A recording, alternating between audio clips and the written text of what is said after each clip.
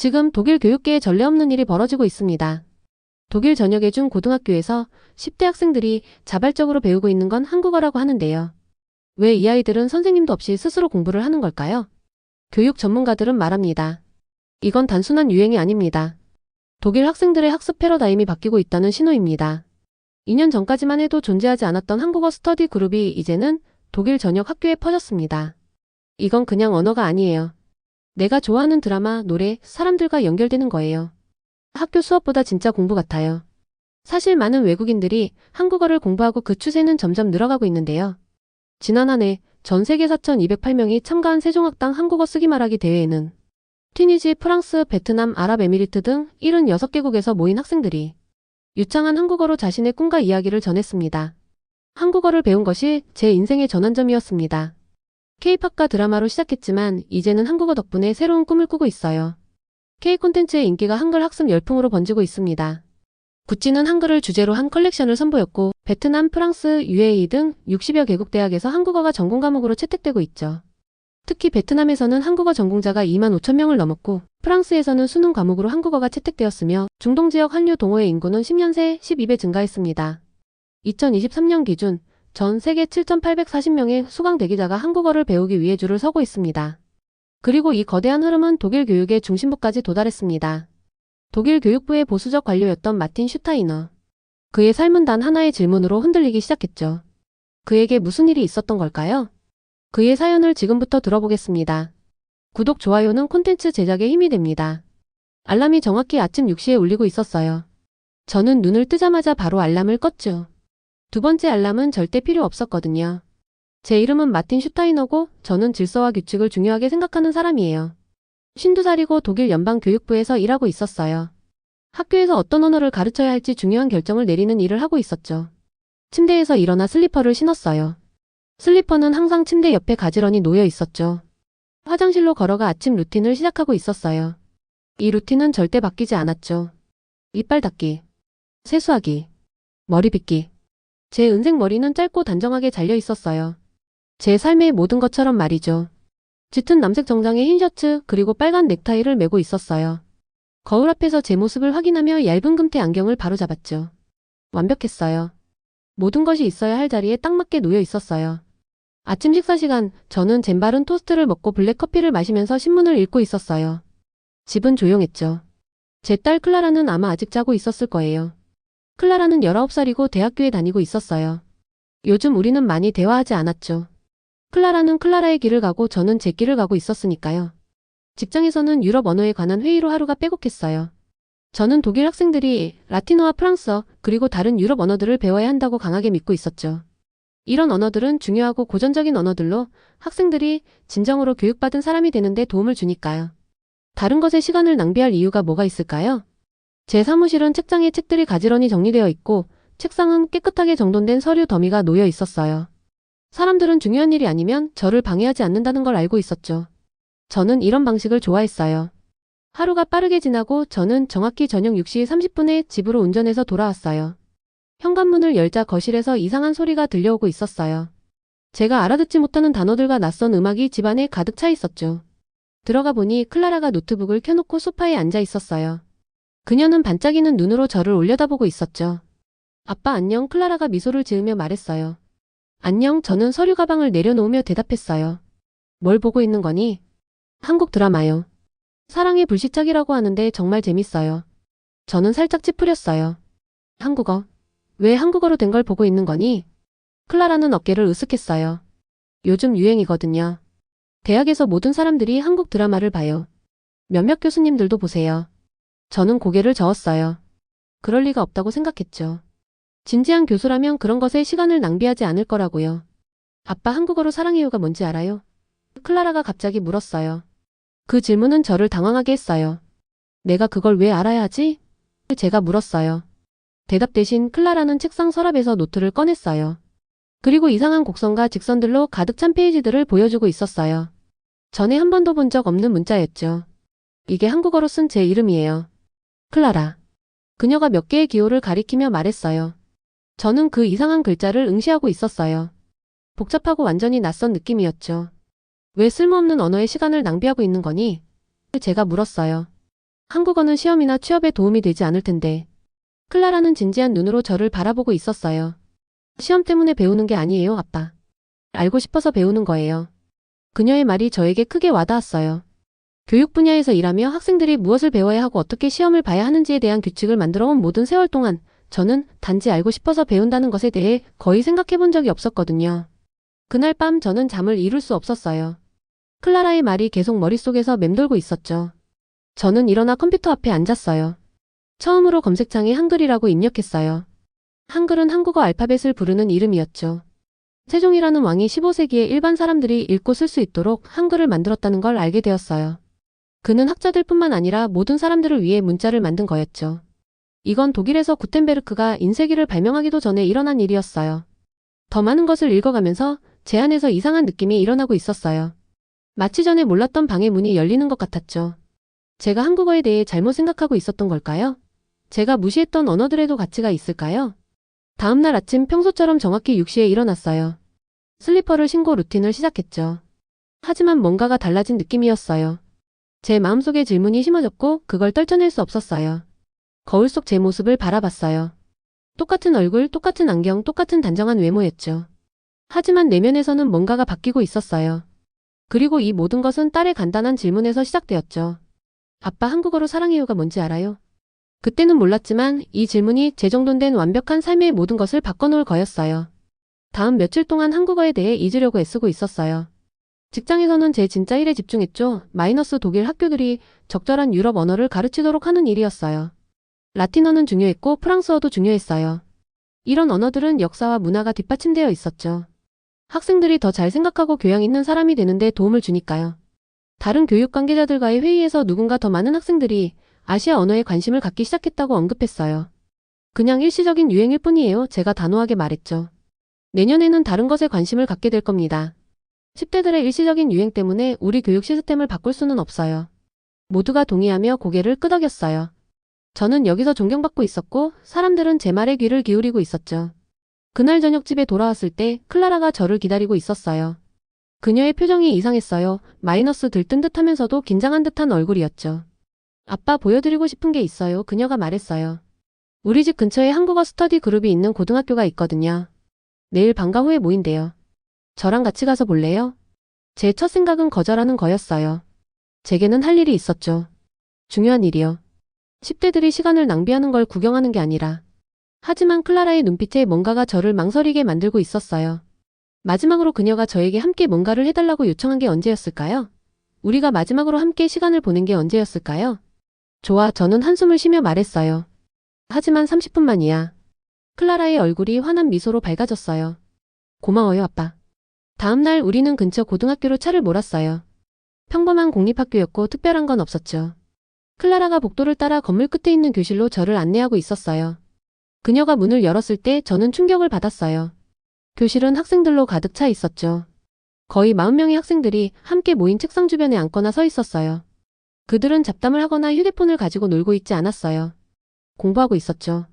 하지만 가장 놀라웠던 건 교실 앞에 선생님이 없다는 거였어요.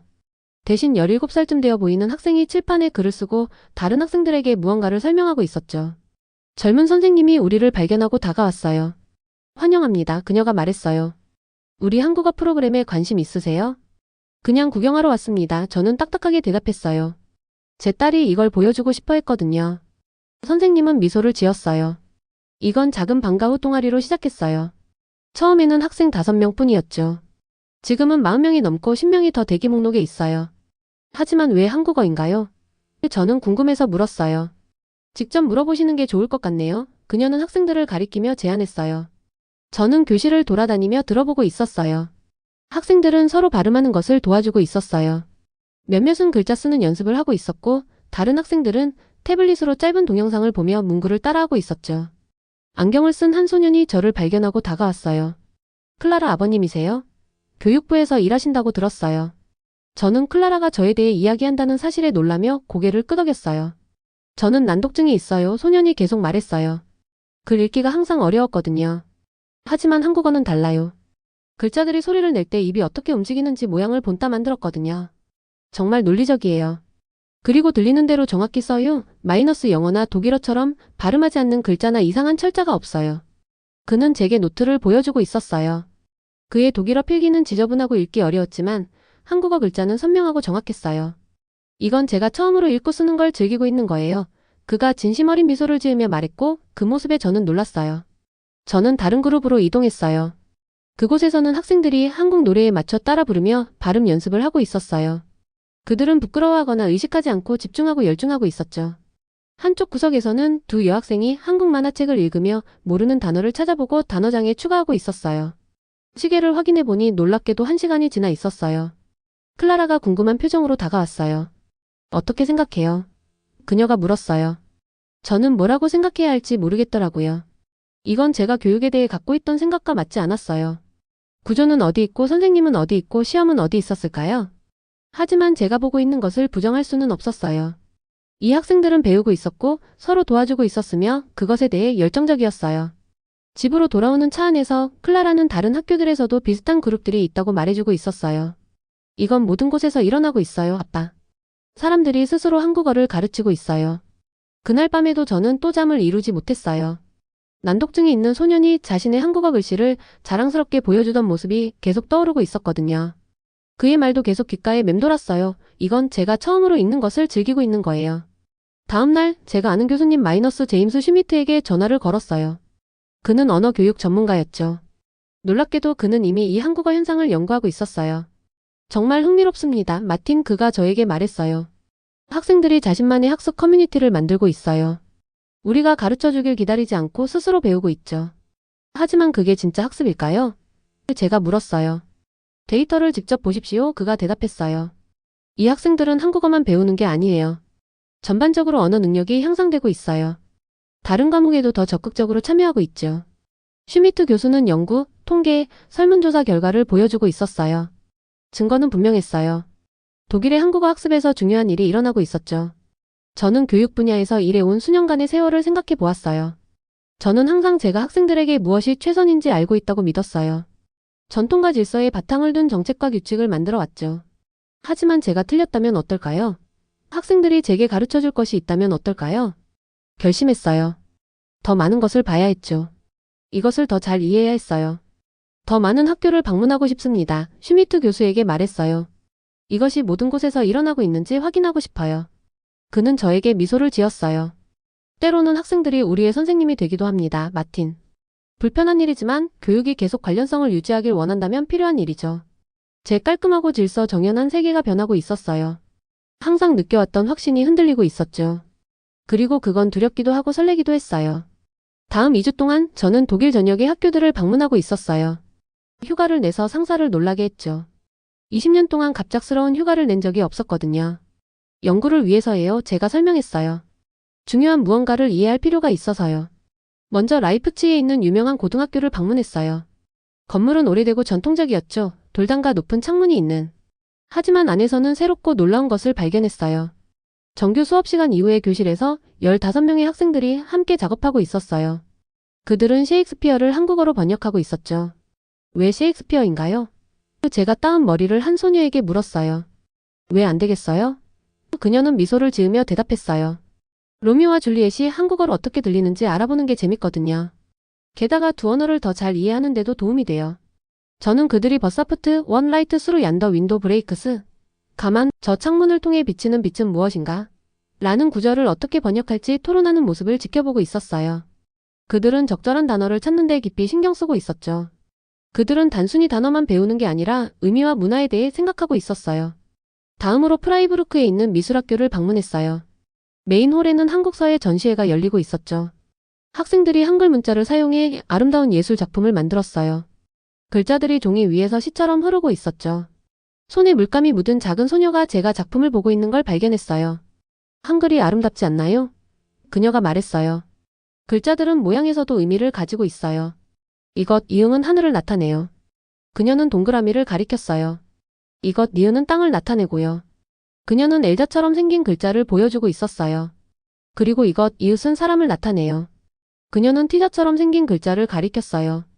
저는 글자가 모양에서도 그런 깊은 의미를 가질 수 있다는 걸 전혀 몰랐어요. 유럽 언어에서 글자는 그냥 소리일 뿐이에요. 제가 그녀에게 말했어요. 글자 모양 자체에는 의미가 없죠. 그게 한글을 특별하게 만드는 거예요. 그녀가 대답했어요.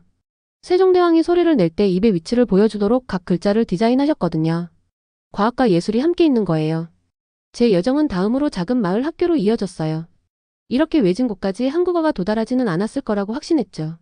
하지만 또 틀렸어요. 작은 교실에서 10명의 아이들이 독일어 자막이 있는 한국 만화를 보고 있었어요. 선생님은 그들이 매일 5개의 새로운 한국어 단어를 배우고 있다고 말했어요.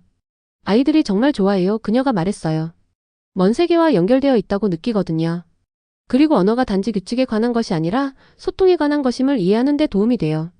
학교를 방문할 때마다 제 이해도 커지고 있었어요. 이건 단지 한국어에 관한 것이 아니었어요. 사람들이 어떻게 배우는지에 관한 것이었죠. 배움에서 기쁨을 찾는 것에 관한 거였어요. 클라라가 이런 방문 중 일부에 저와 함께 했어요. 그녀는 제가 이해하지 못하는 것들을 설명해주고 학생들과 선생님들을 소개해 주었죠.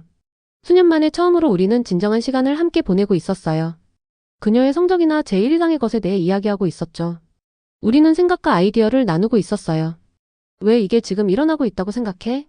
우리가 학교들 사이를 운전하는 동안 제가 물었어요. 왜 하필 한국어일까? 클라라는 잠시 생각하고 있었어요. 사람들이 무엇을 배워야 하고 왜 배워야 하는지 듣는 것에 지쳤다고 생각해요. 한국어는 우리가 스스로 선택하는 것처럼 느껴져요. 그리고 한국 문화는 음악, 드라마, 음식을 통해 우리를 환영하고 있어요. 그냥 과목을 공부하는 게 아니라 살아있는 언어를 배우는 것 같은 느낌이에요. 그녀의 말은 제 자신의 일에 대해 생각하게 만들고 있었어요. 제가 얼마나 많은 규칙을 만들었을까요? 학생들에게 묻지도 않고 무엇이 가치 있는지 결정한 적이 얼마나 많았을까요? 하지만 모든 사람이 이 한국어 열풍에 기뻐하는 것은 아니었어요. 교육부로 돌아왔을 때 제가 본 것들을 동료들과 공유했어요. 많은 사람들이 고개를 저었죠. 이건 그냥 유행일 뿐이에요. 한 관계자가 말했어요. 10대들이 K-팝 음악을 좋아한다고 우리 교육과정을 바꿀 수는 없어요. 이건 진지한 교육이 아니에요. 다른 사람이 말했어요. 우리의 유럽 유사는 어떻게 되는 거죠? 라틴어와 그리스어는 어떻게 되는 건가요? 제 상사가 저를 사무실로 불렀어요. 마틴 걱정되는군요. 이 한국어에 대한 관심이 당신의 판단에 영향을 미친 것 같아요. 이게 당신 딸 때문인가요? 그의 질문에 화가 나고 있었어요. 이건 클라라 때문이 아닙니다. 제가 대답했어요. 이건 교육에 관한 겁니다. 학생들이 강요받아서가 아니라 원해서 복잡한 언어를 스스로 가르치고 있다는 사실이 학습에 대해 중요한 뭔가를 알려주지 않나요? 그는 이해하지 못했어요. 대부분의 동료들도 마찬가지였죠. 그들은 교육을 우리가 학생들에게 주는 것으로 보지 학생들이 스스로 만들어내는 것으로 보지 않았어요. 직장에서 점점 외로워지기 시작했어요. 전에 저를 존경했던 사람들이 이제는 혼란이나 걱정의 눈으로 바라보고 있었죠. 몇몇은 복도에서 저를 피하기도 했고요. 하지만 동맹군도 찾았어요. 슈미트 교수는 이 학생주도 운동의 가치를 보는 다른 교육자들을 소개해 주었어요. 베를린에서 온 젊은 교사는 어려움을 겪는 학생들이 언어 학습에 참여하도록 돕기 위해 한국어를 사용한 경험을 공유했고, 한 대학 교수는 아시아 언어를 배우는 것이 창의적 사고를 향상시킨다는 연구를 보여주고 있었어요.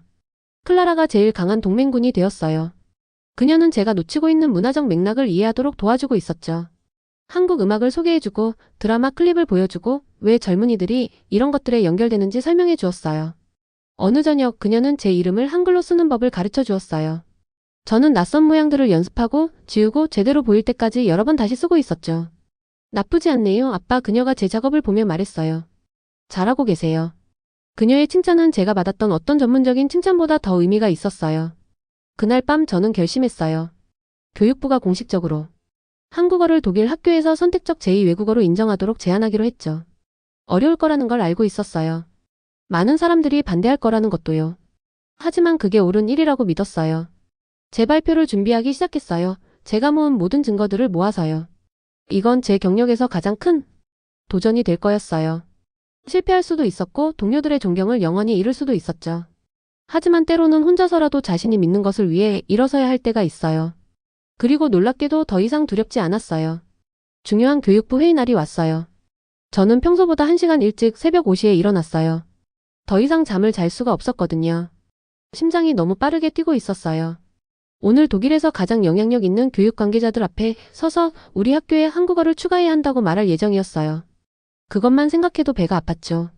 제일 좋은 짙은 남색 정장과 바삭한 흰 셔츠, 그리고 행운의 빨간 넥타이를 메고 있었어요.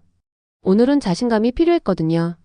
아침 식사 시간에 클라라도 평소보다 일찍 내려왔어요. 보통은 늦잠을 자는데 오늘은 저를 응원하기 위해 일찍 일어났죠. 잘하실 거예요. 아빠, 그녀가 우리 둘을 위해 커피를 따르며 말했어요. 그렇게 확신하진 않아 제가 인정했어요. 많은 사람들이 이 아이디어에 반대할 거야. 클라라가 제 손 위에 자기 손을 올려놓고 있었어요. 하지만 이제 아빠는 이걸 믿게 됐잖아요. 맞죠? 저는 천천히 고개를 끄덕였어요. 그래, 맞아. 내 눈으로 직접 봤으니까. 이건 그저 유행하는 언어에 관한 게 아니야. 학생들이 어떻게 가장 잘 배우는지에 관한 거지. 그녀가 미소 지었어요. 그럼 그냥 본 대로 얘기하세요. 진실을 말하세요. 저는 8시 30분에 교육부 건물에 도착했어요. 회의실은 이미 중요한 사람들로 채워지고 있었죠. 저는 다른 독일 주들에서 온 교육 담당자들, 대학 교수들, 심지어 몇몇 정치인들도 알아보고 있었어요. 그들은 모두 어두운 정장을 입고 진지한 표정을 짓고 있었어요. 제 발표 자료는 준비되어 있었어요. 방문했던 학교들의 사진, 학생들의 인용구, 슈미트 교수의 연구 데이터까지. 항상 그랬듯이 모든 것을 완벽하게 정리해 놓았죠. 정확히 9시에 회의가 시작되었어요. 의장인 베버 씨가 주제를 소개했죠. 오늘 우리는 한국어를 독일 학교의 공식 제2외국어 옵션으로 포함시키는 제안에 대해 논의할 예정입니다. 그리고 그는 저를 바라보고 있었어요. 슈타이너 씨, 당신은 이 제안으로 많은 사람들을 놀라게 했군요. 당신의 주장을 발표해 주십시오. 저는 일어나 방 앞으로 걸어갔어요. 40상의 눈이 저를 지켜보고 있었죠. 몇몇은 호기심 어린 눈빛이었고 다른 사람들은 짜증난 표정이었어요. 저는 깊은 숨을 들이쉬고 시작했어요. 2달 전 누군가 우리 교육과정에 한국어를 추가하자고 제안했다면 저는 가장 먼저 반대했을 겁니다. 저는 솔직하게 시작했어요. 저는 전통적인 유럽 교육을 믿었습니다. 라틴어나 그리스어 같은 언어만이 진지한 공부의 가치가 있다고 생각했죠. 사람들이 고개를 끄덕였어요. 그들은 저를 전통 교육을 옹호하는 사람으로 알고 있었죠. 하지만 그때 제 딸이 한국어에 대한 간단한 질문을 했고 그게 저를 독일 전역을 여행하게 만들었습니다. 저는 방문했던 학교들의 사진을 보여주고 있었어요. 난독증이 있는 소년이 처음으로 읽기를 즐겁게 느꼈다는 이야기, 셰익스피어 번역 프로젝트, 한글 미술 전시회에 대해 설명했죠. 제가 발견한 것은 단지 유행하는 언어를 배우는 학생들이 아니었습니다. 제가 설명했어요. 저는 학생들이 서로를 가르치는 모습을 발견했습니다. 그들은 시험을 통과하기 위해 배우는 게 아니라 원해서 배우고 있었죠. 슈미트 교수의 연구에서 나온 그래프와 데이터를 보여주고 있었어요. 한국어 언어 그룹에 참여하는 학생들은 다른 과목에서도 성적이 향상되었습니다. 학교에 대한 전반적인 참여도가 높아졌죠. 더 나은 학습 습관을 개발하고 있습니다. 제가 말하는 동안 청중 중 일부가 관심을 보이기 시작하는 것을 눈치챘어요. 하지만 다른 사람들은 여전히 찌푸리며 고개를 저었죠. 제 발표를 마쳤을 때 질문들이 시작되었고 그것들은 까다로웠어요. 슈타이너 씨, 바이에른 교육부의 한 여성이 말했어요. 이건 그저 K-파크 한국 드라마에 관한 거 아닌가요? 정말 오락거리 때문에 우리 교육과정을 바꿔야 할까요? 그렇게 시작됐을지 모릅니다. 제가 대답했어요. 하지만 이제는 그 이상이 되었어요. 문화적 관심이 학생들에게 동기를 주지만 그 다음엔 실제 학습이 일어나고 있습니다. 나이든 교수가 다음으로 말했어요. 우리의 유럽 유산은 어떻게 되는 건가요? 괴테와 몰리에르를 외국 대중문화를 위해 포기하는 건가요? 이건 어려운 질문이었어요. 몇 주 전이었다면 저도 같은 질문을 했을 거예요. 우리는 아무것도 대체하는 게 아닙니다. 제가 조심스럽게 대답했어요. 선택지를 추가하는 거죠. 유럽 언어에 연결되는 학생들은 여전히 그것을 공부할 수 있습니다. 하지만 다른 곳에서 동기를 찾는 학생들에게도 그 길을 제공해야 하지 않을까요? 질문은 거의 1시간 동안 계속되었어요. 어떤 것들은 공정했고 다른 것들은 명백히 적대적이었죠. 저는 각각의 질문에 최대한 솔직하게 대답하고 있었어요. 그때 베버 씨가 가장 어려운 질문을 던졌어요. 마틴, 당신은 평생 동안 고전 교육을 옹호해 왔습니다. 이제 이런 극적인 변화를 제안하시는군요. 왜 우리가 당신의 판단을 믿어야 할까요? 딸을 통한 이 문제와의 개인적 연결이 당신의 전문적 의견을 손상시킨 건 아닌가요? 방안이 조용해졌어요. 모두가 제 대답을 기다리고 있었죠. 이게 가장 중요한 순간이었어요. 저는 이 중요한 사람들을 둘러보고 마음에서 우러나오는 말을 하기로 결심했어요. 네, 클라라가 저에게 이 주제를 소개했습니다. 하지만 제 생각을 바꾼 건 개인적인 연결이 아니었어요. 학생들이 기쁨과 목적을 가지고 배우는 모습을 본 거였죠. 강요받는 대신 공부를 선택하는 모습이었어요. 잠시 멈추고 더 조용히 계속했어요. 제 경력 내내 저는 교육이 전문가에서 학생들에게 지식을 전달하는 것이라고 믿었습니다. 제가 틀렸어요. 가장 좋은 교육은 학생들이 스스로 의미와 연결을 찾을 때 일어납니다. 방은 잠시 조용했어요. 그런데 놀랍게도 뒤에 앉아있던 나이든 여성이 일어났어요. 그녀는 베를린의 존경받는 교육 담당자였죠. 제 손자가 한국어를 배우고 있어요. 그녀가 말했어요. 그 아이는 전에는 학교에 관심이 없었어요. 지금은 매일 밤 누가 시키지 않아도 단어를 공부하고 있죠. 다른 사람도 비슷한 이야기를 공유했어요. 그리고 또 다른 사람도요. 갑자기 방 안의 사람들이 자신의 지역사회, 자신의 자녀와 손주들 사이에서 일어나는 한국어 학습 그룹에 대해 이야기하기 시작했어요. 방 안의 분위기가 바뀌고 있었어요. 1시간 전에는 불가능해 보였던 것이 이제는 가능해 보였죠. 베버 씨가 투표를 요청했어요. 사람들이 손을 들 때 제 손이 떨리고 있었어요. 결과는 근소했지만 과반수가 찬성했어요. 한국어가 독일 학교의 공식 제2외국어 옵션이 될 예정이었죠. 회의가 끝난 후 사람들이 축하해 주러 왔어요. 이 아이디어에 반대했던 사람들 중 일부는 여전히 동의하지 않았지만 제가 믿는 것을 위해 싸운 것에 대해 존중하고 있었어요. 그날 저녁 집에 돌아왔을 때 클라라가 기다리고 있었어요. 어떻게 됐어요? 그녀가 긴장한 표정으로 물었어요. 우리가 이겼어. 제가 아직도 믿기지 않는다는 듯이 말했어요. 이제 한국어가 공식 언어 옵션이 될 거야. 그녀는 벌떡 일어나 저를 꽉 안고 있었어요. 이렇게 하는 지가 언제인지 기억도 나지 않았어요. 아빠가 자랑스러워요. 그녀가 속삭였어요. 그 간단한 말들이 회의에서의 승리보다 더 의미가 있었어요. 제 딸이 저를 자랑스러워하고 있었어요. 제가 중요하거나 권력이 있어서가 아니라 제가 기꺼이 변화하고 새로운 것을 위해 싸웠기 때문이었죠. 그날 밤 저는 몇 주 만에 처음으로 잘 자고 있었어요. 내일은 새로운 도전이 기다리고 있었죠. 마이너스 교과서 만들기, 교사훈련, 시험 개발. 하지만 지금은 제가 옳은 일을 했다는 것을 알고 평화를 느끼고 있었어요. 그리고 어딘가 제 꿈속에서는 한글이 라틴 문자와 함께 춤추며 새롭고 아름다운 무언가를 함께 만들고 있었어요. 교육부가 한국어를 독일 학교의 공식 언어 옵션으로 승인한 지 6개월이 지났어요. 이 몇 달은 제 인생에서 가장 바쁜 시간이었지만 가장 보람찬 시간이기도 했죠. 제 일은 완전히 바뀌었어요. 조용한 사무실에 앉아 규칙을 만드는 대신 이제는 새로운 한국어 프로그램을 만들기 위해 교사들과 학생들과 직접 일하고 있었어요. 매일 새로운 도전이 찾아오고 있었죠. 발음을 어떻게 평가해야 할까요? 한 회의에서 교사가 물었어요. 라틴어에 사용하는 것과 같은 문법 위주의 접근법이 필요할까요? 다른 교사가 궁금해했어요. 이런 질문들은 쉬운 답이 없는 좋은 질문들이었어요. 과거에는 우리가 항상 해왔던 방식에 기반해 빠르게 결정을 내렸을 거예요. 이제는 시간을 들여 듣고 생각하고 있었죠. 가장 큰 변화는 제 첫 번째 결정이었어요. 우리는 한국어 교육과정을 개발할 위원회가 필요했고 저는 학생들도 그 일부가 되어야 한다고 주장했죠. 클라라도 그중 한 명이었어요. 처음에는 일부 교사들이 이런 회의에서 학생들을 동등하게 대하는 것이 불편해했어요. 하지만 곧 그 가치를 알게 되었죠. 학생들은 무엇이 그들의 관심을 유지하는지 알고 있었어요. 그들은 배움이 어떻게 재미있고 의미 있게 되는지 이해하고 있었죠. 만약 지루한 교과서와 긴 단어 목록이 있는 다른 언어 수업처럼 만든다면 그 흥미를 죽이게 될 거예요. 한 회의에서 클라라가 설명하고 있었어요. 한국어를 특별하게 만드는 건 사람들이 지금 배우는 방식이에요. 마이너스 음악, 영상, 실제 대화를 통해서요. 우리는 그녀와 다른 학생들의 말을 듣고 있었어요. 우리의 새 교과서에는 K-팝 가사가 포함되었고 연습 영상은 인기 드라마의 클립을 사용했죠. 독일 학생들이 한국어 화자들과 채팅할 수 있는 온라인 그룹을 만들었어요. 이전에 제가 언어를 가르치던 방식과는 너무 달랐죠.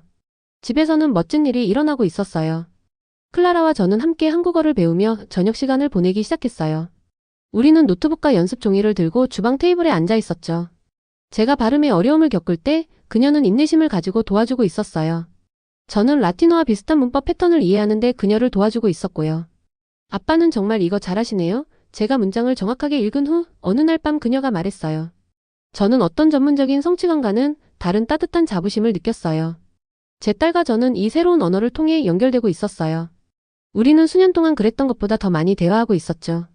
어느 날 밤 클라라가 제가 피해왔던 질문을 했어요.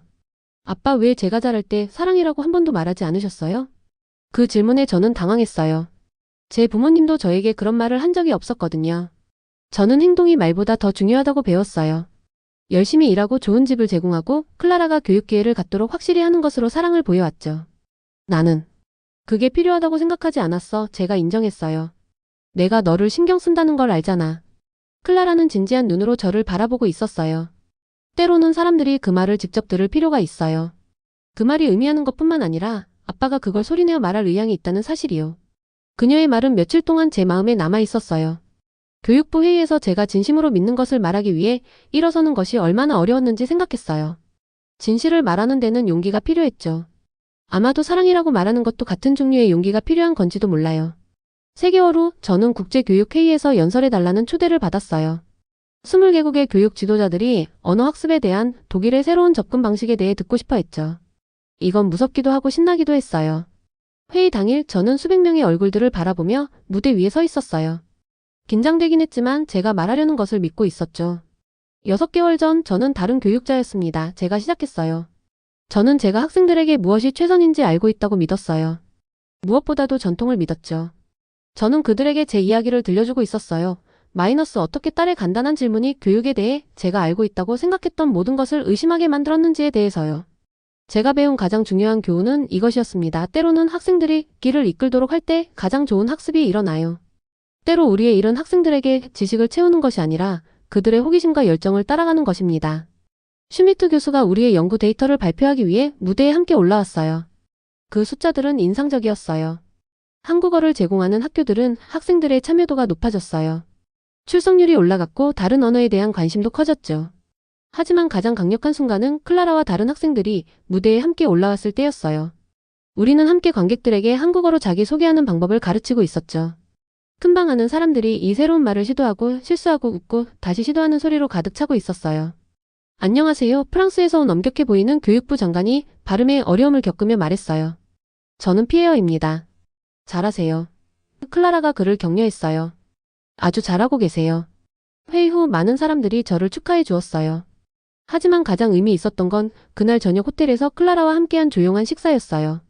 오늘 정말 대단했어요. 아빠, 그녀가 말했어요. 아빠는 정말 많이 변하셨어요. 너 때문이야, 제가 말했어요. 내가 나에게 일을 다르게 보도록 도와주었어. 그녀는 미소 지으며 작은 포장된 선물을 꺼내고 있었어요. 아빠를 위해 뭔가를 샀어요. 안에는 표지에 한국어로 제 이름이 쓰여진 아름다운 노트북이 있었어요. 글자들은 우아하고 정확했죠. 한국어 연습용이에요. 그녀가 설명했어요. 매일 여기에 글을 쓰셔야 해요. 저는 부드럽게 표지를 만졌어요. 고마워. 정말 의미가 크구나. 우리는 저녁을 먹으며 회의에 대해, 그녀의 공부에 대해, 미래 계획에 대해 이야기하고 있었어요. 식사를 마치자 우리 사이에 편안한 침묵이 흐르고 있었죠. 저는 그녀가 한국어에 대해 물었던 그날 이후로 일어난 모든 일에 대해 생각하고 있었어요. 제 엄격했던 세계가 어떻게 열렸는지, 이 여정을 통해 우리가 찾은 연결에 대해 생각했죠. 클라라가 시계를 보고 있었어요. 늦었네요. 우리 방으로 돌아가야 할 것 같아요. 그녀가 일어서자 저는 용기를 모으고 있었어요. 중요한 말을 할 때가 왔어요. 클라라, 제가 약간 떨리는 목소리로 말했어요. 사랑해요. 사랑해요. 제가 한 번도 말한 적 없는 세 단어였어요. 독일어로도 어떤 언어로도요.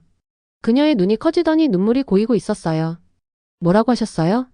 사랑해요. 제가 이번에는 더 자신 있게 반복했어요. I love you, 클라라. 그녀는 저를 꽉 안고 있었어요. 저도 아빠를 사랑해요. 그 말들은 제 혀에서 이상하게 느껴졌지만 또한 옳았어요. 완벽하기까지 했죠. 독일로 돌아와서도 삶은 계속 변했어요. 한국어 프로그램은 성장했고 더 많은 학교들이 참여했어요. 저는 여전히 열심히 일했지만 이제는 다르게 일하고 있었죠. 더 많이 듣고 오래된 가정들의 의문을 제기하고 새로운 아이디어를 위한 공간을 만들었어요. 그리고 매일 저녁 클라라와 저는 함께 한국어를 연습하고 있었어요. 어떤 날은 진지하게 공부했고 다른 날은 그냥 한국 요리 프로그램을 보면서 무슨 말을 하는지 이해하려고 노력했죠. 우리는 실수에 웃고 우리의 진전을 축하했어요. 저는 교육이 단지 당신이 아는 것에 관한 게 아니라는 걸 배웠어요. 그것은 당신이 진실이라고 생각했던 모든 것에 도전하더라도 새로운 것을 배우는데 열린 마음을 갖는 것에 관한 거였죠. 그리고 때로는 배워야 할 가장 중요한 것이 진정으로 중요한 것을 말하는 방법이라는 것도 배웠어요. 사랑해요. 저는 매일 이 말을 연습하고 있었어요. 한국어로만이 아니라 제가 사는 방식으로도요. 그리고 그것이 모든 차이를 만들었어요.